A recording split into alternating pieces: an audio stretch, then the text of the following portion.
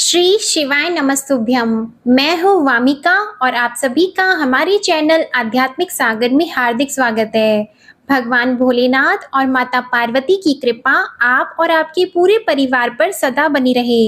आज आप सुनिए शिव महापुराण की ये कथा, जिसमें शिव जी की अष्ट मूर्तियों का तथा अर्धनारीश्वर रूप का सविस्तार वर्णन है। नंदीश्वर जी कहते हैं, ऐश्वर्यशाली मुनि, अब तुम महेश्वर के उन श्रेष्ठ अवतारों का वर्णन श्रवण करो जो लोक में सबके संपूर्ण कार्यों को पूर्ण करने वाले अतएव सुखदाता हैं। तात, यह जगत उन परमेश्वर शंभु की 8 मूर्तियों का स्वरूप है। जैसे सूत में मणियां पिरोई रहती हैं, उसी तरह यह विश्व उन अष्ट मूर्तियों में व्याप्त होकर स्थित है। वे प्रसिद्ध 8 मूर्तियां ये हैं: शर्व, भव, रुद्र, उग्र, भीम, पशुपति, ईशान और महादेव। शिव जी की इन शर्व आदि अष्ट मूर्तियों द्वारा पृथ्वी, जल, अग्नि, वायु, आकाश, क्षेत्रज्ञ, सूर्य और चंद्रमा अधिष्ठित हैं। शास्त्र का ऐसा निश्चय है कि कल्याणकर्ता महेश्वर का विश्वंभरात्मक रूप ही चराचर विश्व को धारण किए हुए है। परमात्मा शिव का सलिलात्मक रूप, जो समस्त जगत को जीवन प्रदान करने वाला है, भव नाम से कहा जाता है, जो जगत के बाहर और भीतर वर्तमान है और स्वयं ही विश्व का भरण पोषण करता है तथा स्पंदित होता है। उग्र रूपधारी प्रभु के उस रूप को सत्पुरुष उग्र कहते हैं। महादेव जी का जो सबको अवकाश देने वाला सर्वव्यापी आकाशात्मक रूप है, उसे भीम कहते हैं। वह भूत वृंद का भेदक है, जो रूप समस्त आत्माओं का अधिष्ठान, संपूर्ण क्षेत्रों में निवास करने वाला और जीवों के भव पाश का छेदक है। उसे पशुपति का रूप समझना चाहिए। महेश्वर का संपूर्ण जगत को प्रकाशित करने वाला जो सूर्य नामक रूप है, उसे ईशान कहते हैं। वह द्युलोक में भ्रमण करता है। अमृतमयी रश्मियों वाला जो चंद्रमा संपूर्ण विश्व को आह्लादित करता है, शिव का वह रूप महादेव नाम से पुकारा जाता है।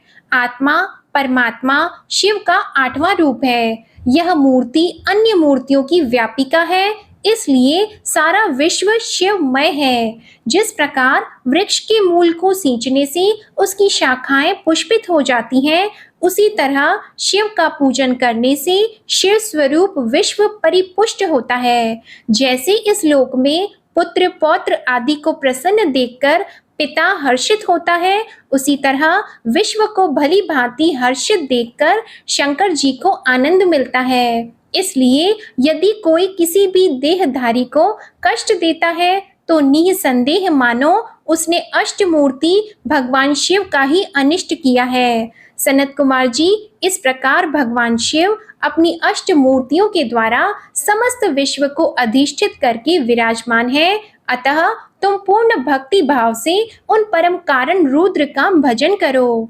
फिर सनत कुमार जी, अब तुम शिव जी के अनुपम अर्धनारीश्वर रूप का वर्णन सुनो। महाप्राज्ञ, वह रूप ब्रह्मा की कामनाओं को पूर्ण करने वाला है। सृष्टि के आदि में जब सृष्टिकर्ता ब्रह्मा द्वारा रची हुई सारी प्रजाएं विस्तार को नहीं प्राप्त हुई, तब ब्रह्मा उस दुख से दुखी होकर चिंताकुल हो गए। उसी समय यो आकाशवाणी हुई, ब्राह्मण, अब मैथुनी सृष्टि की रचना करो। उस व्योम वाणी को सुनकर ब्रह्मा ने मैथुनी सृष्टि उत्पन्न करने का विचार किया, परंतु इससे पहले नारियों का कुल ईशान से प्रकट ही नहीं हुआ था, इसलिए पद्मयोनि ब्रह्मा मैथुनी सृष्टि रचने में समर्थ न हो सके। तब वे यो विचार कर कि शंभु की कृपा के बिना मैथुनी प्रजा उत्पन्न नहीं हो सकती, तब करने को उद्यत हो गए। उस समय ब्रह्मा पराशक्ति शिवा सहित परमेश्वर शिव का प्रेम पूर्वक हृदय में ध्यान करके घोर तप करने लगे। इसके बाद तपो अनुष्ठान में लगे हुए ब्रह्मा की उस तीव्र तप से थोड़े ही समय में शिव जी प्रसन्न हो गए। तब वे कष्टहारी शंकर पूर्ण सच्चिदानंद की कामदा मूर्ति में प्रविष्ट होकर अर्धनारीश्वर के रूप से ब्रह्मा के निकट प्रकट हो गए। उन देवादिदेव शंकर को पराशक्ति शिवा के साथ आया हुआ देख ब्रह्मा ने दंड की भांति भूमि पर लेटकर उन्हें प्रणाम किया और फिर वे हाथ जोड़कर स्तुति करने लगे। तब शिवकर्ता देवाधिदेव महादेव महेश्वर परम प्रसन्न होकर ब्रह्मा से मेघ की सी गंभीर वाणी में बोले। ईश्वर ने कहा, महाभाग वत्स, मेरे प्यारे पुत्र पितामह, मुझे तुम्हारा सारा मनोरथ पूर्णतया ज्ञात हो गया है। तुमने जो इस समय प्रजाओं की वृद्धि के लिए घोर तप किया है, तुम्हारे उस तप से मैं प्रसन्न हो गया हूँ और तुम्हें तुम्हारा अभीष्ट प्रदान करूंगा। यौ स्वभाव से ही मधुर तथा परम उदार वचन कहकर शिव जी ने अपने शरीर के अर्ध भाग से शिवा देवी को पृथक कर दिया। तब शिव से पृथक होकर प्रकट हुई उन परमा शक्ति को देखकर ब्रह्मा विनम्र भाव से प्रणाम करके उनसे प्रार्थना करने लगे। ब्रह्मा ने कहा, शिवे, सृष्टि के प्रारंभ में तुम्हारे पति देवाधिदेव परमात्मा शंभु ने मेरी सृष्टि की थी और मेरे द्वारा सारी प्रजाओं की रचना की थी। शिवे, तब मैंने देवता आदि समस्त प्रजाओं की मानसिक सृष्टि की, परंतु बारंबार रचना करने पर भी उनकी वृद्धि नहीं हो रही है। अतः अब मैं स्त्री पुरुष के समागम से उत्पन्न होने वाली सृष्टि का निर्माण करके अपनी सारी प्रजाओं की वृद्धि करना चाहता हूँ, किंतु अभी तक तुमसे अक्षय नारी कुल का प्राकट्य नहीं हुआ है।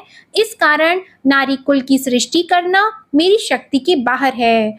चूंकि सारी शक्तियों का उद्गम स्थान तुम ही हो, इसलिए मैं तुम अखिलेश्वरी परमा शक्ति से प्रार्थना करता हूँ। शिवे, मैं तुम्हें नमस्कार करता हूँ।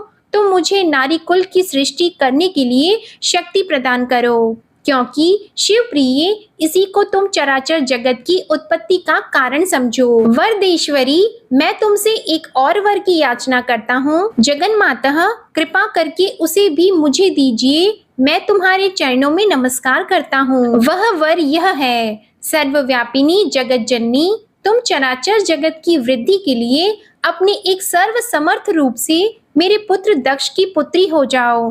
ब्रह्मा द्वारा यो याचना किए जाने पर परमेश्वरी देवी शिवा ने तथास्तु ऐसा ही होगा कहकर वह शक्ति ब्रह्मा को प्रदान कर दी।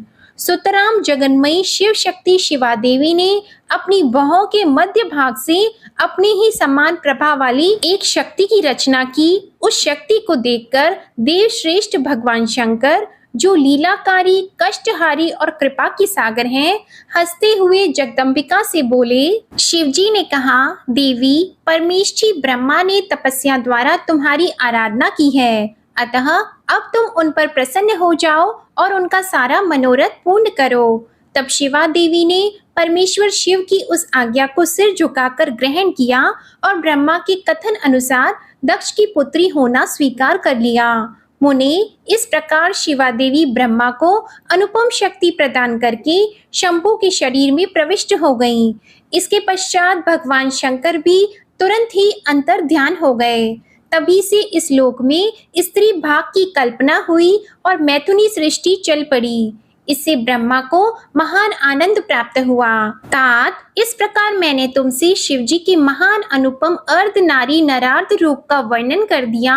यह सत्पुरुषों के लिए मंगलदायक है। नंदीश्वर कहते हैं, सर्वज्ञ सनत कुमार जी, एक बार रुद्र ने हर्षित होकर ब्रह्मा जी से शंकर के चरित्र का प्रेम पूर्वक वर्णन किया था। वह चरित्र सदा परम सुखदायक है, उसे तुम श्रवण करो। वह चरित्र इस प्रकार है। शिवजी ने कहा था, ब्रह्मा, 12 कल्प के 7वें मनवंतर में संपूर्ण लोकों को प्रकाशित करने वाले भगवान कल्पेश्वर, जो तुम्हारे प्रपौत्र हैं, वैवस्वत मनु के पुत्र होंगे। तब उस मनवंतर की चतुर्युगियों के किसी द्वापर युग में मैं लोकों पर अनुग्रह करने तथा ब्राह्मणों का हित करने के लिए प्रकट होऊंगा। ब्रह्मा युग प्रवृत्ति के अनुसार उस प्रथम चतुर्युगी के प्रथम द्वापर युग में जब प्रभु स्वयं ही व्यास होंगे, तब मैं उस कलयुग के अंत में ब्राह्मणों के हितार्थ शिवा सहित श्वेत नामक महामुनि होकर प्रकट होऊंगा। उस समय हिमालय के रमणीय शिखर छागल नामक पर्वत श्रेष्ठ पर मेरे शिखाधारी 4 शिष्य उत्पन्न होंगे। उनके नाम होंगे श्वेत, श्वेतशिख, श्वेताश्व और श्वेत लोहित। वे चारों ध्यान योग के आश्रय से मेरे नगर में जाएंगे वहां वे मुझ अविनाशी को तत्वतः जानकर मेरे भक्त हो जाएंगे तथा जन्म, जरा और मृत्यु से रहित होकर पर ब्रह्मा की समाधि में लीन रहेंगे। वत्स पितामह, उस समय मनुष्य ध्यान के अतिरिक्त दान, धर्म आदि कर्म हेतुक साधनों द्वारा मेरा दर्शन नहीं पा सकेंगे। दूसरे द्वापर में प्रजापति सत्य व्यास होंगे। उस समय मैं कलयुग में सुतार नाम से उत्पन्न होऊंगा। वहां भी मेरे दुंदुबी, शतरूप, ऋषि तथा केतुमान नामक 4 वेदवादी द्विज शिष्य होंगे। वे चारों ध्यान योग के बल से मेरे नगर को जाएंगे और मुझ अविनाशी को तत्वतः जानकर मुक्त हो जाएंगे। तीसरे द्वापर में जब भार्गव नामक व्यास होंगे, तब मैं भी नगर के निकट ही दमन नाम से प्रकट होऊंगा। उस समय भी मेरे विशोक, विशेष, विपाप और पापनाशन नामक 4 पुत्र होंगे। चतुरानन, उस अवतार में मैं शिष्यों को साथ लेकर व्यास की सहायता करूंगा और उस कलयुग में निवृत्ति मार्ग को सुदृढ़ बनाऊंगा। चौथे द्वापर में जब अंगिरा व्यास कहे जाएंगे, उस समय मैं सुहोत्र नाम से अवतार लूंगा। उस समय भी मेरे 4 योग साधक महात्मा पुत्र होंगे। ब्रह्मा, उनके नाम होंगे सुमुख, दुर्मुख, दुर्दम और दुरतिक्रम। उस अवसर पर भी इन शिष्यों के साथ मैं व्यास की सहायता में लगा रहूंगा। 5वें द्वापर में सविता व्यास नाम से कही जाएंगी। तब मैं कंक नामक महातपस्वी योगी होऊंगा।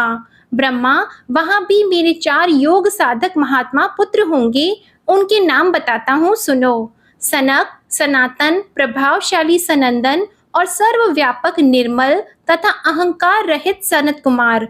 उस समय भी कंक नामधारी मैं सविता नामक व्यास का सहायक बनूंगा और निवृत्ति मार्ग को बढ़ाऊंगा। पुनः छठे द्वापर के प्रवृत्त होने पर जब मृत्यु लोक कारक व्यास होंगे और वेदों का विभाजन करेंगे, उस समय भी मैं व्यास की सहायता करने के लिए लोकाक्षी नाम से प्रकट होऊंगा और निवृत्ति पथ की उन्नति करूंगा। वहां भी मेरे 4 दृढ़वर्ती शिष्य होंगे। उनके नाम होंगे सुधामा, विरजा, संजय और विजय। विधे, 7वें द्वापर के आरंभ में जब शतक्रतु नामक व्यास होंगे, उस समय भी मैं योग मार्ग में परम निपुण जैगीशव्य नाम से प्रकट होऊंगा और काशीपुरी में गुफा के अंदर दिव्य देश में कुशासन पर बैठकर योग को सुदृढ़ बनाऊंगा तथा शतक्रतु नामक व्यास की सहायता और संसार भय से भक्तों का उद्धार करूंगा। उस युग में भी मेरे सारस्वत, योगीश, मेघवाह और सुवाहन नामक 4 पुत्र होंगे। 8वें द्वापर के आने पर मुनिवर वशिष्ठ वेदों का विभाजन करने वाले वेद व्यास होंगे। योग वित्तम, उस युग में भी मैं दधिवाहन नाम से अवतार लूंगा और व्यास की सहायता करूंगा। उस समय कपिल, आसुरी, पंचशिख और शाल्बल नाम वाले मेरे 4 योगी पुत्र उत्पन्न होंगे जो मेरे ही समान होंगे। ब्रह्मा, नवी चतुर्युगी के द्वापर युग में मुनि श्रेष्ठ सारस्वत व्यास नाम से प्रसिद्ध होंगे। उन व्यास के निवृत्ति मार्ग की वृद्धि के लिए ध्यान करने पर मैं ऋषभ नाम से अवतार लूंगा। उस समय पाराशर, गर्ग, भार्गव और गिरीश नाम के 4 महायोगी मेरे शिष्य होंगे। प्रजापति, उनके सहयोग से मैं योग मार्ग को सुदृढ़ बनाऊंगा। सन्मुनि, इस प्रकार मैं व्यास का सहायक बनूंगा। ब्रह्मा, उसी रूप से मैं बहुत से दुखी भक्तों पर दया करके उनका भव सागर से उद्धार करूंगा। मेरा वह ऋषभ नामक अवतार योग मार्ग का प्रवर्तक, सारस्वत व्यास के मन को संतोष देने वाला और नाना प्रकार से रक्षा करने वाला होगा। उस अवतार में मैं भद्रायु नामक राजकुमार को, जो विष दोष से मर जाने के कारण पिता द्वारा त्याग दिया जाएगा, उसे जीवन प्रदान करूंगा। इसके बाद उस राजपुत्र की आयु के 16वें वर्ष में ऋषभ ऋषि, जो मेरे ही अंश हैं, उसके घर पधारेंगे। प्रजापति, उस राजकुमार के द्वारा पूजित होने पर वे सद्रूपधारी कृपालु मुनि उसे राजधर्म का उपदेश करेंगे। इसके पश्चात वे दीन वत्सल मुनि हर्षित चित्त से उसे दिव्य कवच, शंख और संपूर्ण शत्रुओं का विनाश करने वाला एक चमकीला खड़ग प्रदान करेंगे। फिर कृपा पूर्वक उसके शरीर पर भस्म लगाकर उसे 12,000 हाथियों का बल भी देंगे। यौ माता सहित भद्रायु को भली भांति आश्वासन देकर तथा उन दोनों द्वारा पूजित होकर प्रभावशाली ऋषभ मुनि स्वेच्छा अनुसार चले जाएंगे। ब्रह्मा तब राजर्षि भद्रायु भी रिपु गणों को जीतकर और कीर्ति मालिनी के साथ विवाह करके धर्म पूर्वक राज्य करेगा। मुने, मुझ शंकर का वह ऋषभ नामक नवा अवतार ऐसा प्रभाव वाला होगा, वह सत्पुरुषों की गति तथा दीनों के लिए बंधु सा हितकारी होगा। मैंने उसका वर्णन तुम्हें सुना दिया। यह ऋषभ चरित्र परम पावन, महान तथा स्वर्ग, यश और आयु को देने वाला है, अतः इसे प्रयत्न पूर्वक सुनना अथवा सुनाना चाहिए। शिव जी कहते हैं, ब्रह्मा 10वें द्वापर में त्रिधामा नाम के मुनि व्यास होंगे। वे हिमालय के रमणीय शिखर पर्वत उत्तम भृगु तुंग पर निवास करेंगे। वहां भी मेरे श्रुति विदित 4 पुत्र होंगे। उनके नाम होंगे भृंग, बलबंधु, नरामित्र तथा तपोधन केतु श्रृंग। 11वें द्वापर में जब त्रिवर्त नामक व्यास होंगे, तब मैं कलयुग में गंगा द्वार में तप नाम से प्रकट होऊंगा। वहां भी मेरे लंबोदर, लंबाक्ष, केशलंब और प्रलंबक नामक 4 दृढ़वर्ती पुत्र होंगे। उत्तम व्रत का पालन करने वाले मुनियों, इस प्रकार परमात्मा शिव ने वैवस्वत मनवंतर के सभी चतुर्युगियों के योगेश्वर अवतारों का सम्यक रूप से वर्णन किया था। विभो 28 व्यास क्रमशः एक एक करके प्रत्येक द्वापर में होंगे और योगेश्वर अवतार प्रत्येक कलयुग के प्रारंभ में प्रत्येक योगेश्वर अवतार के साथ उनके 4 अविनाशी शिष्य भी होंगे, जो महान शिव भक्त और योग मार्ग की वृद्धि करने वाले होंगे। इन पशुपति के शिष्यों के शरीरों पर भस्म रमा रहेगी, ललाट त्रिपुंड्र से सुशोभित रहेगा और रुद्राक्ष की माला ही इनका आभूषण होगी। ये सभी शिष्य धर्मपरायण, वेद वेदांग के पारगामी विद्वान और सदा बाहर भीतर से लिंगार्चन में तत्पर रहने वाले होंगे। ये शिवजी में भक्ति रखकर योग पूर्वक ध्यान में निष्ठा रखने वाले और जितेंद्रिय होंगे। अब आप नंदीश्वर अवतार का वर्णन सुनिए। सनत कुमार जी ने पूछा, प्रभु आप महादेव के अंश से उत्पन्न होकर पीछे शिव को कैसे प्राप्त हुए थे? वह सारा वृतांत मैं सुनना चाहता हूँ। नंदीश्वर बोले, सर्वज्ञ सनत कुमार जी, मैं जिस प्रकार महादेव के अंश से जन्म लेकर शिव को प्राप्त हुआ, उस प्रसंग का वर्णन करता हूँ, तुम सुनो। शिलाद नामक एक धर्मात्मा मुनि थे। पितरों के आदेश से उन्होंने अयोनिज सुव्रत मृत्युहीन पुत्र की प्राप्ति के लिए तप करके देवेश्वर इंद्र को प्रसन्न किया, परंतु देवराज इंद्र ने ऐसा पुत्र प्रदान करने में अपने को असमर्थ बताकर सर्वेश्वर महाशक्ति संपन्न महादेव की आराधना करने का उपदेश दिया। तब शिलाद भगवान महादेव को प्रसन्न करने के लिए तप करने लगा। उनके तप से प्रसन्न होकर महादेव वहां पधारे और महासमाधि मग्न शिलाद को थपथपाकर जगाया। तब शिलाद ने शिव का स्तवन किया और भगवान शिव के उन्हें वर देने को प्रस्तुत होने पर उनसे कहा, प्रभु मैं आपके ही समान मृत्युहीन अयोनिज पुत्र चाहता हूँ। तब शिव जी प्रसन्न होकर मुनि से बोले, तपोधन विप्र, पूर्व काल में ब्रह्मा जी ने, मुनियों ने तथा बड़े बड़े देवताओं ने मेरे अवतार धारण करने के लिए तपस्या द्वारा मेरी आराधना की थी। इसलिए मुने, यद्यपि मैं सारे जगत का पिता हूँ, फिर भी तुम मेरे पिता बनोगे और मैं तुम्हारा अयोनिज पुत्र होऊंगा तथा मेरा नाम नंदी होगा। नंदीश्वर कहते हैं, मुने, यो कहकर कृपालु शंकर ने अपने चरणों में प्रणिपात करके सामने खड़े हुए शिलाद मुनि की ओर कृपा दृष्टि से देखा और उन्हें ऐसा आदेश देकर वे तुरंत ही उमा सहित वहीं अंतर्ध्यान हो गए। महादेव जी के चले जाने के पश्चात महामुनि शिलाद ने अपने आश्रम में आकर ऋषियों से वह सारा वृतांत कह सुनाया। कुछ समय बीत जाने के बाद जब यज्ञ वेताओं में श्रेष्ठ मेरे पिताजी यज्ञ करने के लिए यज्ञ क्षेत्र को जोत रहे थे, उसी समय मैं शंभु की आज्ञा से यज्ञ के पूर्व ही उनके शरीर से उत्पन्न हो गया। उस समय मेरे शरीर की प्रभा युगांत कालीन अग्नि के समान थी। तब सारी दिशाओं में प्रसन्नता छा गई और शिलाद मुनि की भी बड़ी प्रशंसा हुई। उधर शिलाद ने भी जब मुझ बालक को प्रलय कालीन सूर्य और अग्नि के सदृश प्रभाशाली, त्रिनेत्र, चतुर्भुज, प्रकाशमान, जटा मुकुटधारी, त्रिशूल आदि आयुधों से युक्त सर्वथा रुद्र रूप में देखा, तब वे महान आनंद में निमग्न हो गए और मुझ प्रणम्य को नमस्कार करते हुए कहने लगे। शिलाद बोले, सुरेश्वर, चूंकि तुमने नंदी नाम से प्रकट होकर मुझे आनंदित किया है, इसलिए मैं तुम आनंदमय जगदीश्वर को नमस्कार करता हूँ। नंदीश्वर जी कहते हैं, मुने, इसके बाद जैसे निर्धन की निधि प्राप्त हो जाने से प्रसन्नता होती है, उसी प्रकार मेरी प्राप्ति से हर्षित होकर पिताजी ने महेश्वर की भली भांति वंदना की और फिर मुझे लेकर वे शीघ्र ही अपनी पर्णशाला को चल दिए। महामुनि, जब मैं शिलाद की कुटिया में पहुंच गया, तब मैंने अपने उस रूप का परित्याग करके मनुष्य रूप धारण कर लिया। तदंतर शालंकाय नंदन पुत्र वत्सल शिलाद ने मेरे जात कर्म आदि सभी संस्कार संपन्न किए। फिर 5वें वर्ष में पिताजी ने मुझे सांगोपांग संपूर्ण वेदों का तथा अन्य अन्य शास्त्रों का भी अध्ययन कराया। 7वां वर्ष पूरा होने पर शिवजी की आज्ञा से मित्र और वरुण नाम के मुनि मुझे देखने के लिए पिताजी के आश्रम पर पधारे। शिलाद मुनि ने उनकी पूरी आवभगत की। जब वे दोनों महात्मा मुनीश्वर आनंद पूर्वक आसन पर विराज गए, तब मेरी ओर बारंबार निहार कर बोले।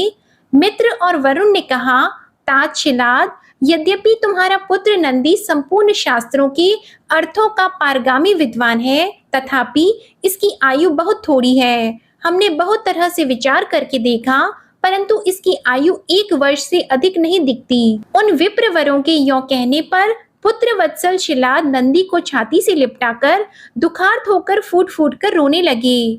तब पिता और पितामह को मृतक की भांति भूमि पर पड़ा हुआ देखकर नंदी शिवजी के चरण कमलों का स्मरण करके प्रसन्नता पूर्वक पूछने लगा, पिताजी, आपको कौन सा ऐसा दुख आ पड़ा है जिसके कारण आपका शरीर कांप रहा है और आप रो रहे हैं? आपको वह दुख कहाँ से प्राप्त हुआ है? मैं इसे ठीक ठीक जानना चाहता हूँ। पिता ने कहा, बेटा, तुम्हारी अल्प आयु के दुख से मैं अत्यंत दुखी हो रहा हूँ। तुम ही बताओ, मेरे इस कष्ट को कौन दूर कर सकता है? मैं उसकी शरण ग्रहण करूंगा। पुत्र बोला, पिताजी, मैं आपके सामने शपथ करता हूँ और यह बिल्कुल सत्य बात कह रहा हूँ कि चाहे देवता, दानव, यम, काल तथा अन्य अन्य प्राणी ये सब के सब मिलकर मुझे मारना चाहें, तो भी मेरी बाल्यकाल में मृत्यु नहीं होगी। अतः आप दुखी मत हो। पिता ने पूछा, मेरे प्यारे लाल, तुमने ऐसा कौन सा तप किया है? तुम्हें कौन सा ऐसा ज्ञान, योग या ऐश्वर्य प्राप्त है जिसके बल पर तुम इस दारुण दुख को नष्ट कर दोगी? तब पुत्र ने कहा, तात, मैं न तो तप से मृत्यु को हटाऊंगा और न विद्या से। मैं महादेव जी के भजन से मृत्यु को जीत लूंगा। इसके अतिरिक्त अन्य कोई उपाय नहीं है। नंदीश्वर जी कहते हैं, मुने, यों कहकर मैंने सिर झुकाकर पिताजी के चरणों में प्रणाम किया और फिर उनकी प्रदक्षिणा करके उत्तम वन की राह ली। ओम नमः शिवाय। आज की कथा समाप्त होती है। आशा करती हूँ आपको आज की कथा पसंद आई होगी। अगर पसंद आए तो वीडियो को लाइक करें, शेयर करें और कमेंट में भगवान भोलेनाथ की जय लिखना ना भूलें। हमारे चैनल आध्यात्मिक सागर को अगर अभी तक सब्सक्राइब नहीं किया है तो चैनल को सब्सक्राइब करें और बेल आइकन भी दबाएं। धन्यवाद।